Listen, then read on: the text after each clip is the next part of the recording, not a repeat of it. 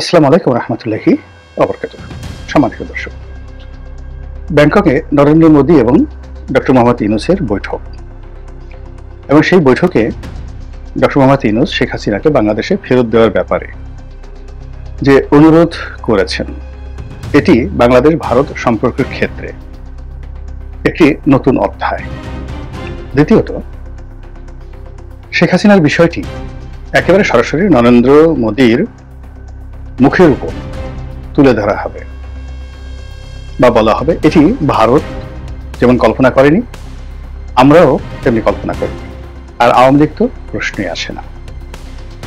ফলে আগামীতে ভারত বাংলাদেশের রাজনীতিতে নাক গলাবে, শেখ হাসিনাকে বাংলাদেশে পাঠাবে, এমনকি শেখ হাসিনার জন্য সার্জিক্যাল স্ট্রাইক করবে, এদেশের সৈন্য পাঠিয়ে তারা শেখ হাসিনাকে ক্ষমতায় বসাবে, অথবা রয়ের বিভিন্ন এজেন্ট যারা রয়েছে তাদের মাধ্যমে রাজনৈতিক অস্থিতিশীলতা তৈরি করে আওয়ামী লীগকে পুনরায় ক্ষমতায় বসাবে।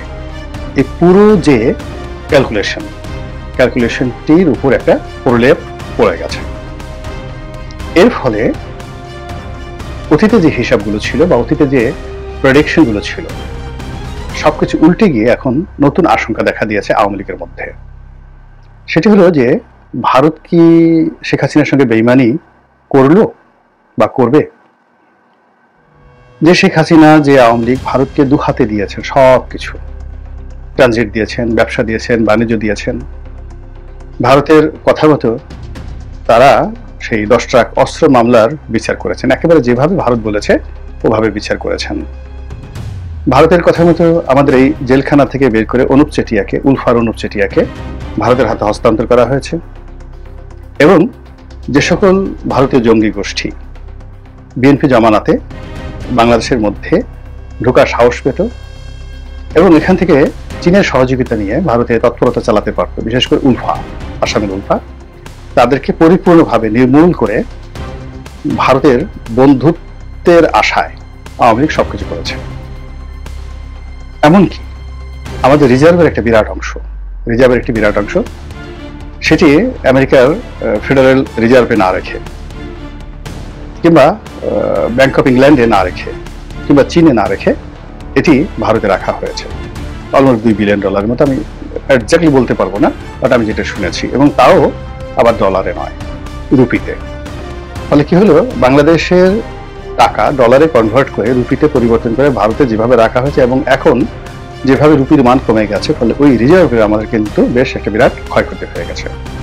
তো এত কিছু যে শেখ হাসিনা করেছেন, জলে স্থলে আকাশপথে, যেভাবে তিনি তাদেরকে ট্রানজিট দিয়েছেন, যেভাবে বাংলাদেশের ভিতর দিয়ে সামরিক পণ্য পরিবহন করার জন্য যেভাবে MOU স্বাক্ষর করেছেন, যেভাবে তিস্তার প্রকল্প নিয়ে মুখ খুলেননি, এবং ভারতের কাছ থেকে লেভি বাবদ বা চার্জ বাবদ কোনো টাকা আদায় করাটাকে অভদ্রতা হিসেবে মনে করেছেন, এবং ভারত বাংলাদেশের সম্পর্ককে, যেখানে ভাই বোনের সম্পর্ক, স্বামী স্ত্রীর সম্পর্ক বলে আওয়ামী লীগের নেতারা যেখানে সকাল বিকাল যাকে বলে বুক ফাটিয়ে, গলা ফাটিয়ে তারা প্রকাশ করতেন যে ভারত তাদের অকৃত্রিম বন্ধু। তো সেই ভারত কি করে ডক্টর মোহাম্মদ ইউনূসের সঙ্গে একটি বৈঠক করলো, কি দরকার ছিল?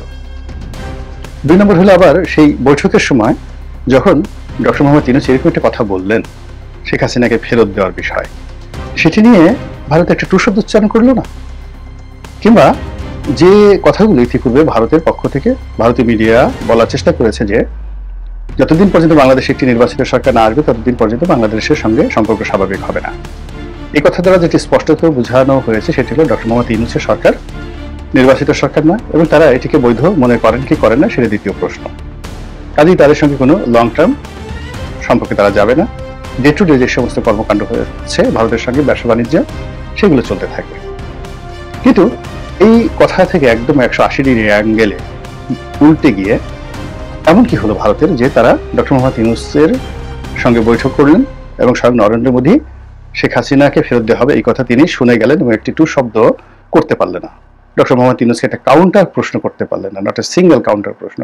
তিনি যে সকল কথাবার্তা বলেছেন, ভারতীয় পররাষ্ট্র সচিব মিস্টার বিক্রম মিশ্র তিনি যে সকল কথা বলেছেন, বা মিস্টার নরেন্দ্র মোদী তার টুইটে যে সকল কথা বলেছেন, এগুলো খুবই গতানুগতিক। তারা সীমান্তে অনুপ্রবেশ করতে দেবে না, সীমান্তে কড়াকড়ি হবে। তারপরে তারা বলেছেন যে বাংলাদেশের সংখ্যালঘু নির্যাতন যেটা হচ্ছে সেটা নিয়ে তারা খুবই উদ্বিগ্ন। তো বাংলাদেশে যদি সংখ্যালঘু নির্যাতন হয়ে থাকে সেটা নিয়ে তো আমরাও উদ্বিগ্ন, বাংলাদেশ উদ্বিগ্ন, ভারতের উদ্বিগ্ন হওয়ার কি আছে, আমেরিকার উদ্বিগ্ন, তারাও উদ্বিগ্ন। তো এগুলো খুব কমন কথাবার্তা, কিন্তু এসব কমন কথাবার্তার বাইরে একেবারে আনকমন কথাবার্তা হলো শেখ হাসিনাকে ফেরত চেয়েছেন ডক্টর মোহাম্মদ ইউনূস। ফলে কি হলো, আওয়ামী লীগের মধ্যে ভীষণ রকম হতাশা ছড়িয়ে পড়েছে, অস্থিরতা ছড়িয়ে পড়েছে, এবং সবাই বলার চেষ্টা করছেন যে ভারত আসলে কি শেখ হাসিনার সঙ্গে বেইমানি করেছে কিনা বা করবে কিনা।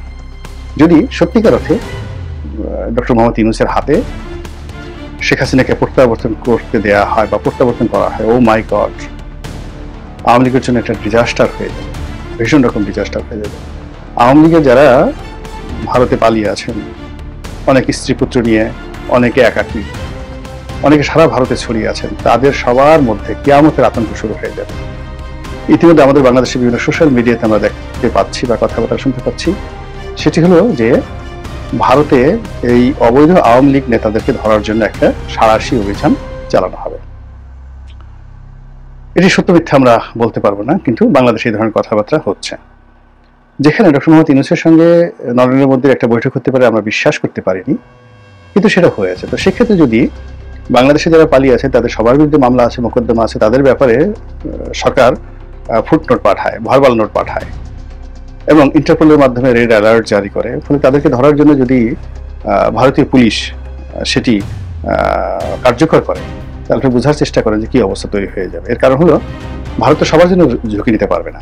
এখন ইন্টারন্যাশনাল রেড অ্যালার্ট দেওয়া হলো শেখ হাসিনার বিরুদ্ধে, বা যেটা বলা হয় যে ইন্টারপোল থেকে রেড অ্যালার্ট দেওয়া হলো শেখ হাসিনার বিরুদ্ধে, সেটা না হয় পলিটিক্যালি তারা আর্গুমেন্ট করলো, বার্গেনিং করলো, কিন্তু সাধারণ যে সকল ভারতীয় নাগরিকদের সঙ্গে মিশে আছে, বাংলাদেশি নাগরিক, আওয়ামী লীগ নাগরিক, তাদেরকে কিভাবে ডিফেন্ড করবে, তাদেরকে ডিফেন্ড করার জন্য তারা কি বলবে, এবং এটির সংখ্যা যদি হাজার হাজার হয় কিংবা লাখের মতো হয়, 1 লাখ লোককে ভারত কি করে ইন্টারপোলের যে রেড অ্যালার্ট, সেই রেড অ্যালার্ট থেকে তারা রক্ষা করবে। ফলে তাদেরকে লোক দেখানোর জন্য হলেও তাদেরকে এই সাঁড়াশি অভিযান চালাতে হবে, এবং সেটা যদি চলে এবং 1 লাখ পালিয়ে থাকা বাংলাদেশি আওয়ামী নেতাদের মধ্যে থেকে যদি মাত্র 4-5 জনকেও ধরা হয় এবং তাদেরকে সীমান্ত দিয়ে বাংলাদেশে পাঠানো হয়, বুঝতে পারেন যে বাংলাদেশে যারা পালিয়ে আছেন এবং ভারতে যারা পালিয়ে আছেন তাদের কি অবস্থা তৈরি হবে।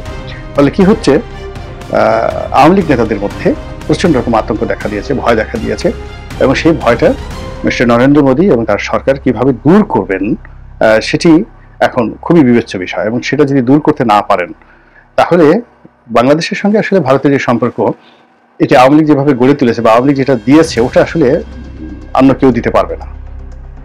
সেটি বিএনপিও দিতে পারবে না, সামরিক শাসকও দিতে পারবে না, আর ডক্টর মোহাম্মদ ইউনূস তো পারবেনই না। তো কাজেই ভারত আওয়ামী লীগকে বাঁচিয়ে রাখার জন্য যে কি পদক্ষেপ নেন এবং কিভাবে রিভার্স করেন এবং সেটাকে আবার মোকাবেলা করার জন্য ডক্টর মোহাম্মদ ইউনূস কি করেন, সেটা কিন্তু আমাদেরকে ভাবতে হবে। এর কারণ হলো এই রাজনৈতিক যে কূটচাল, চাণক্য নীতি, এই চাণক্য নীতির ফলে ভারতের যেভাবে খণ্ড বিখণ্ড হয়ে যাওয়ার সম্ভাবনা রয়েছে, বাংলাদেশেও কিন্তু একই সম্ভাবনা রয়েছে। অনেক সময় বেশি যে সকল সাপুড়ে খুব বেশি খেলে, তারা কিন্তু সাপের কামড়েই মারা যায়। আওয়ামী লীগের সঙ্গে ভারত খেলেছে, ৭৩ সনে খেলেছে, ৭৪-এ খেলেছে, এমনকি মুক্তিযুদ্ধের সময় খেলেছে। স্পষ্টতই মুক্তিযুদ্ধের সময় ভারতের যারা দালাল ছিল তাদের কে ভারত যেভাবে হ্যান্ডেল করেছে, আর আওয়ামী লীগের মধ্যে যারা ভারতের দালাল ছিলেন না, বেশ করে বঙ্গবন্ধু ভারতের দালাল ছিলেন না, এ কথা সত্য। তিনি স্বাধীনতা চেয়েছেন, সার্বভৌমত্ব চেয়েছেন, অখণ্ড পাকিস্তানের প্রধানমন্ত্রী হতে চেয়েছেন, হোয়াট এভার ইজ বেটার, যেটা আগে আসে। কিন্তু তিনি ভারতের দালাল হবেন বা হতে চেয়েছেন, এটা সম্ভব না, বিশ্বাস করা সম্ভব নয়। এটি যারা রাজনৈতিক বিশ্লেষক, যারা ইতিহাস জানেন, তারা খুব ভালো করে জানেন যে বঙ্গবন্ধুর সঙ্গে আসলে দিল্লির কেমন সম্পর্ক ছিল আর পিন্ডির কেমন সম্পর্ক ছিল। তিনি অখণ্ড পাকিস্তান চেয়েছেন, শেষ সময়টা পর্যন্ত প্রাণান্তভাবে তিনি চেয়েছেন, এটা সত্য কথা। তারপর তিনি অখণ্ড পাকিস্তানের মধ্যে বাংলাদেশের মান মর্যাদা, স্বায়ত্ত শাসন এসব পরিপূর্ণভাবে তিনি চেয়েছেন, বাঙালির অধিকার চেয়েছেন। কিন্তু তিনি বিচ্ছিন্নতাবাদী হতে একেবারে চেয়েছেন, স্বাধীন চেয়েছেন। এটি যদি 25শে মার্চ ঘটনা না ঘটত তাহলে এটি হতো না। 25শে মার্চে পাকিস্তানের কারণে মূলত 26শে মার্চ ঘটেছে। এটা বাস্তবতা, এটা কোনো অস্বীকার করার উপায় নেই। আর ভারত সেই আগরতলা ষড়যন্ত্র মামলা থেকে শুরু করে 1958 সন থেকে বাংলাদেশের বিরুদ্ধে যেভাবে লেগে আছে এবং যেভাবে আওয়ামী লীগের মধ্যে তাদের দালাল শ্রেণী তৈরি করে রেখেছিল, সেই দালালদের কারণে মুক্তিযুদ্ধের সময় মুজিব বাহিনী হয়েছে, সেই দালালদের কারণে জাসদ হয়েছে, সেই দালালদের কারণে খন্দকার মোশতাক তৈরি হয়েছে, সেই দালালদের কারণে বঙ্গবন্ধু হত্যাকাণ্ড ঘটেছে। একই অবস্থা আওয়ামী লীগের ক্ষেত্রে হয়েছে 2014 থেকে। আওয়ামী লীগের মধ্যে একটা বিরাট প্রো আমেরিকান গ্রুপ ছিল, আওয়ামী লীগের মধ্যে একটা বিরাট প্রো ইন্ডিয়ান গ্রুপ ছিল।